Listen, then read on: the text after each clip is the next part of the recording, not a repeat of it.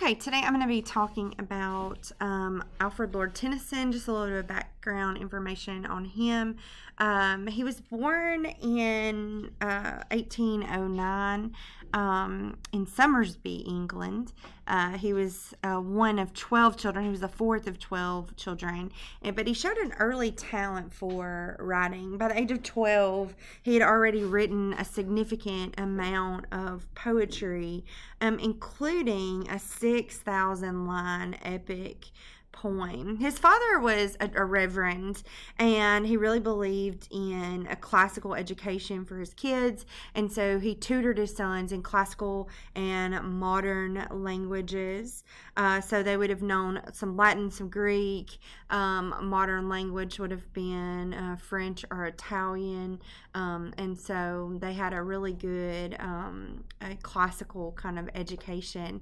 In the 1820s, Tennyson's father began, he was a heavy drinker, number one, and he began to suffer like frequent mental breakdowns. They fought, the dad fought a lot with his brothers, so he had a brother that fought often very violently with the father, one that was committed to an insane asylum, and then another one became an opium addict. So a lot of kind of crisis kind of going on in the home. So Tennyson escaped home in 1827 to attend Trinity College in Cambridge. That same year, he and his brother Charles published poems by two brothers. A lot of the poems in the book were juvenile poetry, but they did attract the attention of the Apostles, which was a club of literary men that were poets and writers and artists. And so it was led by Arthur Henry Hallam, who would become one of Tennyson's closest friends. The Apostles kind of brought Tennyson out of his shell. He was tremendously shy.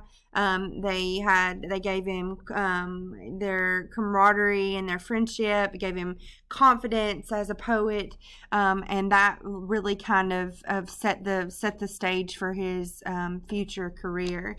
Hallam and Tennyson became, as I said, really close. They toured Europe together twice. And at one point in time, Hallam was engaged to Tennyson's sister Amelia, who they called Emily for short. But there's a lot on the, in the scholar verse, I guess, that because Hallam was openly homosexual, there's a lot out there that states that maybe they weren't just friends, maybe they were closer than that. Because after Hallam died, he had a sudden brain aneurysm in Venice while he was touring with his father. And so after Hallam died, Tennyson really never got over the loss of him. He penned several poems in memoriam for Hallam, as well as Break, Break, Break, which is one of the poems that we're going to be studying this week. And so those are both tribute poems to Arthur Henry Hallam. We may never really know the nature of their relationship. We just know it had a profound impact on Tennyson and his work. In 1830, Tennyson published poems chiefly lyrical, and in 1832, he published a second volume that he simply entitled Poems, and both books got highly critical reviews, and Tennyson kind of really took it very personally, and he would not publish another book for 9 years as a result. So he met a young woman by the name of Emily Selwood. Her family was pretty well off. In 1836, he got engaged to her. He made a couple of bad investments. In 1840, lost his inheritance, and Selwood's family called off the engagement because they did not want her to make that match to someone who was financially unstable. I almost said unstable. In 1842, Tennyson's poems in 2 volumes became a tremendous success, both critically and popularity-wise. In 1850, he published In Memoriam, AHH. That was his poem on the death of Arthur Henry Hallam, and it caused him to, it kind of skyrocketed his career. He became one of Britain's most popular poets. He was selected as poet laureate. He succeeded William Wordsworth, who was the previous poet laureate for the British Empire. That same year, he married Emily Selwood, and they had 2 sons, Hallam, who he named after his friend Arthur Henry Hallam, and Lionel. At age 41, Tennyson had established himself as the most popular poet of the Victorian era.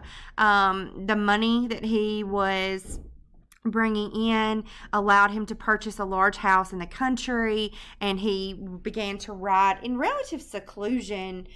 He would appear in, at times, he had a very big beard, and he regularly wore like a cloak and this big hat, which enhanced his notoriety. He read his poetry in public readings, and which was a habit that, with a booming voice, which was a habit that was later adopted by the poet Dylan Thomas, who was a modern poet that we're going to take a look at here coming up in a couple of weeks. In 1859, Tennyson published the first poems of Idylls of the Kings, which sold more than 10,000 copies in 1 month. In 1884, he accepted a peerage, or an honorary title, so that would have been bestowed to him by the royal family, kind of like a knighthood, essentially. It would have been a title like Lord, or a Baron, or Duke, or something like that, and he became Alfred Lord Tennyson, and so he adopted that title. And then he died on October the 6th, 1892, and was buried in Westminster Abbey.